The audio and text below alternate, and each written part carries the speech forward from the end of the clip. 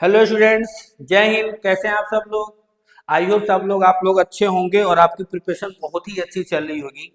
ठीक है, तो आज हम एक बहुत ही इंपॉर्टेंट टॉपिक पे डिस्कस करने वाले हैं। जैसा कि आप लोगों को पता होगा कि एनडीए का नोटिफिकेशन आउट हो चुका है। तो जो बच्चे एनडीए के लिए प्रिपेयर कर रहे हैं, जो तैयारी कर रहे हैं, तो अब उनको पता होना चाहिए कि जो नोटिफिकेशन है अब वो आउट हो चुका है। ठीक है, तो हम डिस्कस करेंगे उन बच्चों के लिए जो बोर्ड को भी तैयारी कर रहा है और एनडीए के लिए भी अच्छे से तैयारी कर रहा है। ठीक है, तो देखेंगे कि हम क्या सिलेबस है, क्या एलिजिबिलिटी है, क्या क्राइटेरिया है, क्या डेट है, क्या लास्ट डेट है, ये सारी चीजें हम लोग इस वीडियो में डिस्कस करेंगे। ठीक है, तो वीडियो को एंड तक जरूर देखना।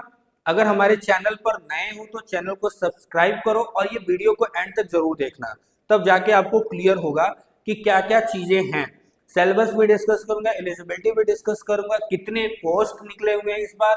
ठीक है, ये सारी चीजें, तमाम चीजें हम लोग इस वीडियो में डिस्कस करने वाले हैं। तो चलो वीडियो को स्टार्ट करते हैं और एंड तक जरूर देखिएगा, वीडियो को स्किप मत करिएगा। ठीक है, स्टार्ट करते हैं। चलो देखो हमारे पास क्या है। सबसे पहले तो ये कि ये नोटिफिकेशन आउट कब हुआ। देखो 20 तारीख को ये नोटिफिकेशन आउट हो चुका है, 20 को ये नोटिफिकेशन क्या हो गया है, आउट हो चुका है।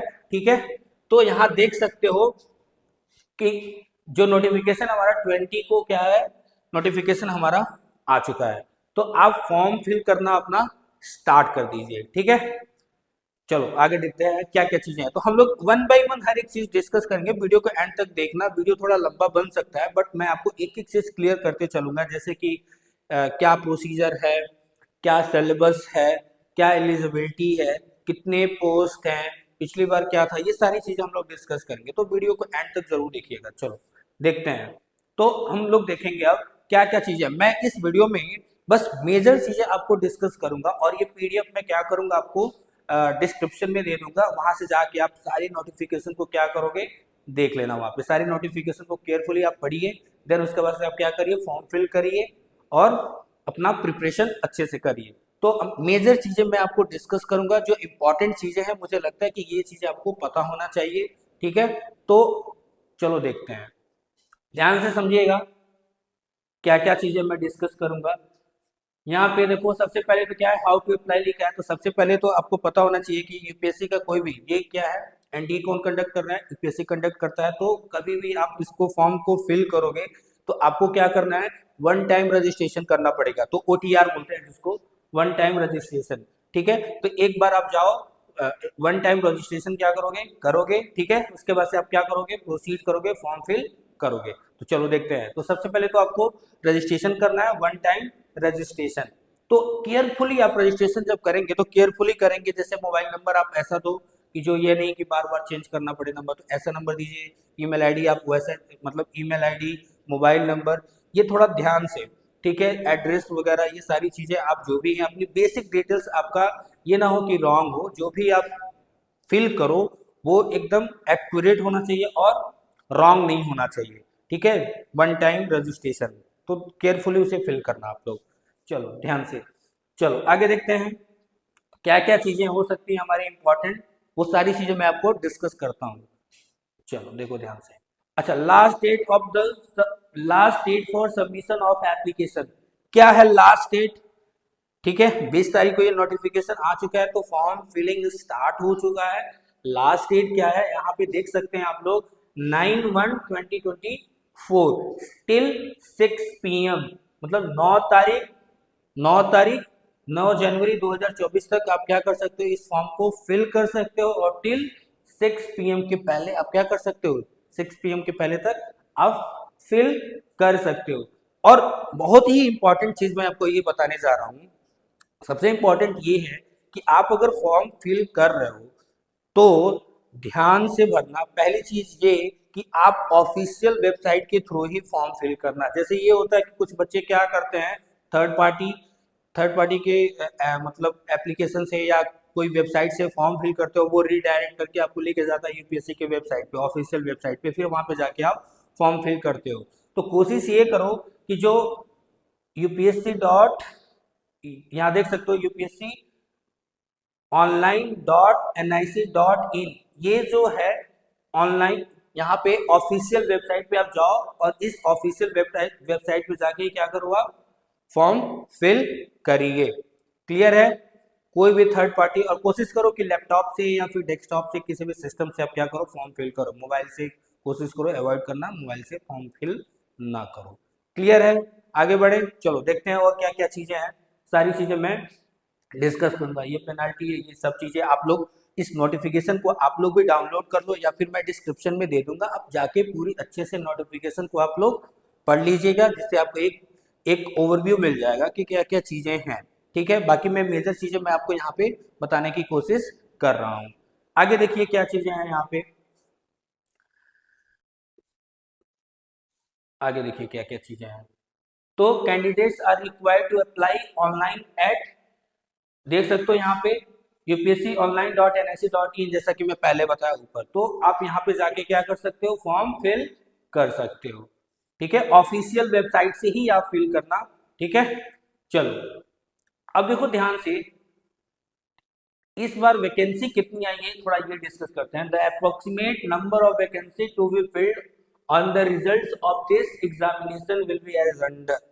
इस बार क्या क्या वैकेंसीज है और किस पोस्ट के लिए कितनी वैकेंसीज है ये भी डिस्कस कर लेते हैं। ठीक है, चलो देखो ध्यान से, यहाँ देख सकते हो नेशनल डिफेंस अकेडमी आर्मी के लिए कितना है, देखो यहाँ पे 208 इंक्लूडिंग 10 फॉर फीमेल कैंडिडेट्स। तो इस बार क्या है, फीमेल कैंडिडेट्स के लिए 10 सीटें हैं और टोटल कितना है 208, उसमें से 10 निकाल दो। ठीक है, देखो नेवी के लिए कितना है 42, पहले फीमेल्स के लिए कितना था यहाँ पे 3, अब कितना है 12, तो सीटें बढ़ी हैं फीमेल्स के लिए। यहाँ पे देखो एयरफोर्स के लिए फ्लाइंग के लिए कितना है 92 including 2 seats for female candidates. Ground duties के लिए क्या है, टेक के लिए देखो 18 इंक्लूडिंग 2 फॉर फीमेल कैंडिडेट्स। यहाँ पे देख सकते हो ग्राउंड नॉन टेक के लिए कितना है 10 और इंक्लूडिंग 2 फॉर फीमेल कैंडिडेट्स। और ध्यान से देखो यहाँ पे नवल एकेडमी के लिए कितना है बाबू 30 इंक्लूडिंग 9 फॉर फीमेल कैंडिडेट्स। तो ये रहा हमारा टोटल कितनी सीटें हैं इस बार, देखो ध्यान से 400 में आप देख सकते हो किस तरह से ये डिस्ट्रीब्यूटेड है। ठीक है, क्लियर है ये? तो ये रहा हमारा क्या नंबर ऑफ वैकेंसीज, और नंबर ऑफ वैकेंसीज में कितने मेल और कितने फीमेल आप यहाँ पे देख सकते हो क्लियरली। चलो आगे चलते हैं और देखते हैं क्या क्या इंपॉर्टेंट हमारे लिए हो सकता है। ये रहा हमारा सेंटर्स। तो सेंटर्स आप जब फॉर्म फिल करोगे तो जो भी आपका लोकेशन होगा उसके अकॉर्डिंग आप क्या करोगे सेंटर्स चूज कर सकते हो आप। ठीक है, तो सेंटर केयरफुली चूज करना। ठीक है, ये हमारे सेंटर्स हैं, तो सेंटर्स आप लोग इस नोटिफिकेशन को अच्छे से एक बार आप देखना पढ़ना। चलो आगे देखते हैं क्या क्या चीजें होती हैं। ठीक है, कंडीशन ऑफ एलिजिबिलिटी, एलिजिबिलिटी का मतलब क्या है, आप नो डाउट ऑब्वियस है कि आप इंडिया से हो तो इंडिया, आप सिटीजन ऑफ इंडिया होगा, नेपाल से तो नेपाल, तो जो भी आपका ओरिजिन होगा आप क्या कर सकते हो मेंशन कर सकते हो। ठीक है, फॉर्म फिल करते वक्त। अब आते हैं हम लोग एज लिमिट क्या होनी चाहिए और मैरिटल स्टेटस क्या होना चाहिए। सबसे पहली चीज ये बहुत इंपॉर्टेंट है, बहुत सारे बच्चों को कंफ्यूजन होता है कि सर एज ही क्राइटेरिया समझ में नहीं आता, तो देखो ध्यान से समझना। अगर आपका जो एज है 2 जुलाई 2005, क्या लिखा हुआ है 2 जुलाई 2005 एंड 1 जुलाई 2008, अगर आपका डेट ऑफ बर्थ इन इन डेट्स के बीच में क्या है लाई करता है, इनके बीच में अगर आता है तो आप एलिजिबल हो इस फॉर्म को फिल करने के लिए। क्लियर है? 2 जुलाई 2005 से लेकर 1 जुलाई 2008 के बीच में अगर आपका डेट ऑफ बर्थ आता है तो आप ये फॉर्म फिल कर सकते हो, एलिजिबल हो। ठीक है, चाहे वो मेल हो चाहे वो फीमेल हो। और दूसरी ये चीज कि अनमैरिड होना चाहिए। ठीक है ना, अगर आप अनमैरिड हो, वैसे 12th में कौन ही शादी कर लेता है, ठीक है, तो बट फिर भी मेरा बताना मेरा काम है। ओनली अनमैरिड मेल या female candidates born not earlier, इसके पहले नहीं, अगर 2 जुलाई भी है तो भी चलेगा। ठीक है ना, 1 जुलाई है तो भी चलेगा। ठीक है ना, लेकिन इनके बीच में होना चाहिए। 2 जुलाई 2005 से लेकर 1 जुलाई 2008 के बीच में आपका डेट ऑफ बर्थ आना चाहिए, तो आप इस फॉर्म को फिल कर सकते हो। ठीक है, और अनमैरिड होना चाहिए। ठीक है, चलो आगे चलते हैं, देखते हैं और भी क्या इंपॉर्टेंट चीजें हो सकती हैं। और भी इंपॉर्टेंट चीजें मैं डिस्कस करता हूँ। वीडियो को लास्ट तक जरूर देखना, वीडियो को लास्ट तक जरूर देखिएगा, एजुकेशनल क्वालिफिकेशन देखिए बाबू क्या है यहाँ पे, जाहिर सी बात है, ध्यान से समझना, 12th, यहाँ पे देखो ध्यान से समझिएगा, एजुकेशनल क्वालिफिकेशन ये बहुत इंपॉर्टेंट है उन बच्चों के लिए जो बच्चे कंफ्यूज रहते हैं कि सर हम पढ़ सकते हैं, जो नॉन टेक्निकल बातें हैं जैसे कॉमर्स वाले, बीए वाले, जो भी हैं, मतलब आर्ट साइंस वाले हैं वो, और जो मैथ लिए फिजिक्स केमिस्ट्री जो लेके पढ़ रहे हैं, जो मैथ्स वाले बच्चे हैं, तो उन लोगों के बीच में कंफ्यूजन होता है, तो उसके लिए मैं दूर कर देता हूँ। देखो, आर्मी विंग्स के लिए कौन अप्लाई कर सकता है? जो आर्ट्स वाले होते हैं, बायो वाले, कॉमर्स वाले, ये लोग क्या कर सकते हैं? फिल कर सकते हैं, ये नॉन टेक्निकल के लिए, ठीक है। लेकिन यहाँ पे देख सकते हो एयरफोर्स और नेशनल डिफेंस एकेडमी के लिए 10+2 प्लस पास होना चाहिए, मतलब एपियर होना चाहिए या फिर पास आउट हो, दोनों चलेगा, एपियर भी हो सकते हैं और पास आउट भी हो सकते हैं। लेकिन कंपलसरी क्या है आपका? देखो यहाँ पे फिजिक्स, केमिस्ट्री एंड मैथमेटिक्स ये होना चाहिए, ठीक है। तो ही आप क्या कर सकते हो एयरफोर्स के लिए, और यहाँ पे क्या लिखा हुआ है? Naval wings of national defence academy, ठीक है। तो आप अप्लाई कर सकते हो। इसके लिए आप क्या करोगे? आर्मी विंग्स के लिए जो नॉन टेक्निकल वाले हैं, ठीक है, जैसे मैंने बताया, और एयरफोर्स के लिए, नवल एकेडमी के लिए, ये सब लोग क्या कर सकते हैं? फिल कर सकते हैं। चलो आगे देखते हैं और क्या क्या चीजें हैं, आगे देखते हैं क्या क्या चीजें हैं। फिजिकल स्टैंडर्ड्स है, तो आप फिजिकल स्टैंडर्ड्स आप नोटिफिकेशन अपने अकॉर्डिंग क्या कर सकते हो? देख सकते हो, पढ़ सकते हो, समझ सकते हो क्या क्या चीजें होती हैं, जैसे कि हाइट क्या होनी चाहिए, मिनिमम हाइट क्या होनी चाहिए, चाहे वो फीमेल हो चाहे वो मेल्स हो, ठीक है। तो इसमें सारी चीजें मेंशन है, ठीक है। आप इस नोटिफिकेशन को पढ़िए, ठीक है, केयरफुली, आपको सारी चीजें क्लियर हो जाएंगी। मैं आपको बस इंपॉर्टेंट चीजें बता रहा हूँ, ठीक है। आगे चलते हैं, देखते हैं और क्या क्या चीजें इंपॉर्टेंट है यहाँ पे हमारे लिए।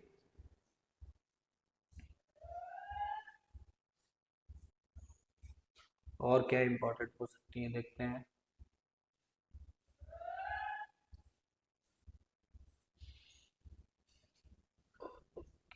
इम्पोर्टेंट है,